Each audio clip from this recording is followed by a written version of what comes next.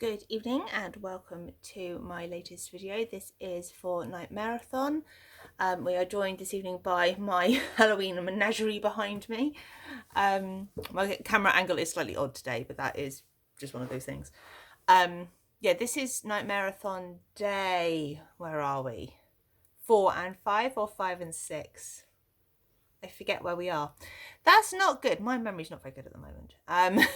But I forgot to film yesterday because I had a bad mental health day. Today hasn't been much better.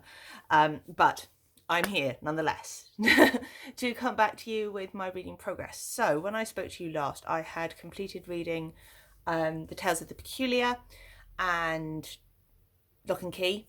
So those were the first two. I am currently reading this one. This is My Sister, the Serial Killer, by the lady with the foreign name that I'm not going to try and pronounce because I don't want to say it wrong, because that would be really rude.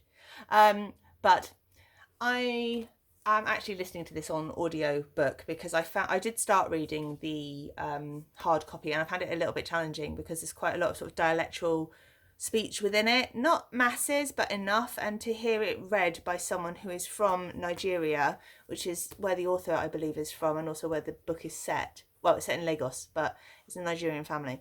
I don't know if Lagos is in Nigeria, so if it is, I'm really sorry if I said that wrong. I'm not very good at geography. I'm not sure exactly where it is, but on the audiobook, the person reading it is from a Nigerian background, and with the accent, it makes it a lot clearer as to how the phrases would be said, so that you can understand it better. I just found it clearer and easier to understand by someone who is familiar with it, so to speak. I hope that makes sense, and that I'm not being offensive to anyone, because I really don't mean to be. I'm really sorry if I am being offensive. But this book so far is actually really good. I didn't know much about it going into it. It is, as the title suggests, about two sisters, one of whom happens to murder her boyfriends when she gets frustrated with them. The murders are done according to the main character. What's her name? I can't remember how to pronounce it. Hang on. I will tell you her name. Eula, I think. She commits these murders in self-defense, or at least that's what she says. And we don't know at the moment whether they are truly in self-defense, because her sister has noticed, she never has any bruising or marks on her that suggests there's been any kind of physical kerfuffle.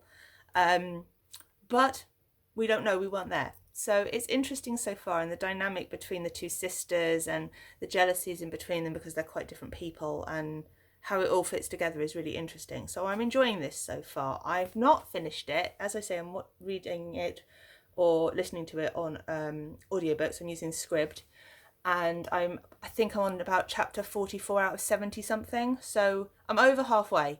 So we're getting there. It's been keeping me company today because I actually haven't had a very good day. I spent quite a lot of the day in bed because my brain hasn't been behaving, but I was listening to my audiobook during that period, and it actually really helped me feel a bit better. So took my concentration away from what was going on and just gave me a different focus. So that's been really helpful. Feeling a bit better. Evenings usually are a better time for me, and also because it is Halloween and you can't see this, I have to show you my t-shirt because this is how I feel about life right now. So I had to share that with you. This is from Tea Turtle. I got it off the internet.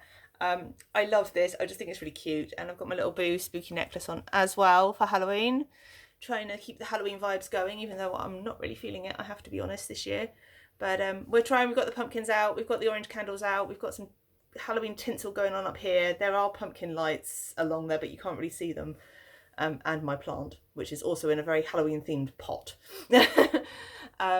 So I also, with regards to Nightmareathon, sorry I got a bit off track there, I have started book number 4. So because I am listening to this on audiobook, I often read at night in bed because I don't sleep very well, and reading helps me fall asleep. So I've also started book number 4, which is The Haunting of Maddie Clare by Simone St. James. Now, I would show you the book, but it's upstairs. I have tried to read this book before. I didn't finish it last time. I just got distracted and picked up other things. I have read 2 previous books by Simone St. James, the first one of which I read for Nightmareathon last year, which was The Broken Girls, which is still my favourite so far. I love that book, it's brilliant. Intense, spooky, creepy, love it. I've also read The Sundown Motel, that is also pretty creepy and I really enjoyed that, so I'm hoping that I can get into Maddie Clare this time. The Haunting of Maddie Clare, that is. It's quite an unusual setup, and I believe this is her debut. Try again.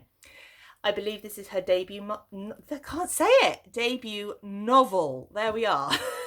Trying to talk too quickly. Sorry about that. So the premise is that there's this young lady who works for a temporary agency. She is contacted by the agency and asked to meet a gentleman in a public place because he has an unusual proposition for her in terms of a job. It's a short-term job, but what he's asking for is someone to investigate a paranormal claim. So he's heard about this place where there's this ghost.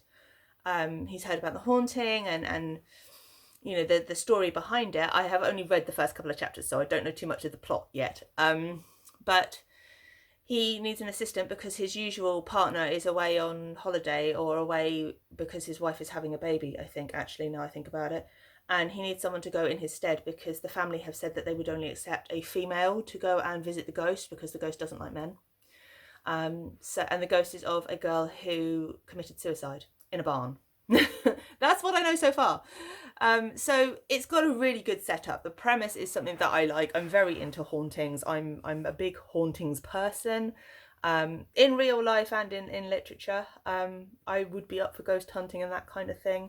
I've had some paranormal experiences myself, which just adds to the intrigue for me. So I find hauntings really interesting. I've watched lots of documentaries and films and read lots of books, both fiction and non-fiction, about hauntings. So this has everything I need for a 5-star read. Hopefully. I just hope I get into it properly this time. So that's where I'm at. So I'm reading 2 books at once again, which is always an interesting dilemma because I'm not too clever at 2 books at the same time. But because one of them's audio and one of them is actual text, hopefully I can balance it quite well. And it also means that I'm getting my crochet done at the same time. Although my current crochet project panel is I'm making a blanket, for those of you that don't know, because I've put it on my floss tube video, but I'm making a Christmas themed Nordic blanket. And for some reason, panel number 3, which is a striped panel, so it's red and white, or burgundy and white, it seems to be taking me forever, and I'm not really very sure why. But never mind. But at least I've got good company in terms of this novel to crochet along to. So again, not the longest video, although I think this might be the longest one I've done so far. Obviously it encompasses today and yesterday. We've got one more day of Nightmareathon, and obviously it is Halloween tomorrow. Happy Halloween Eve to everybody today, and happy Halloween for tomorrow, or happy Samhain, or Samhain. Depends how you pronounce it. I pronounce it Samhain, and other people pronounce it Samhain. So whichever it is, I hope you have a lovely day. Whatever you're doing, if you get to spend it with family, fantastic. If you're like me, not able to go out because we're in lockdown, keeping the Halloween vibes going at home.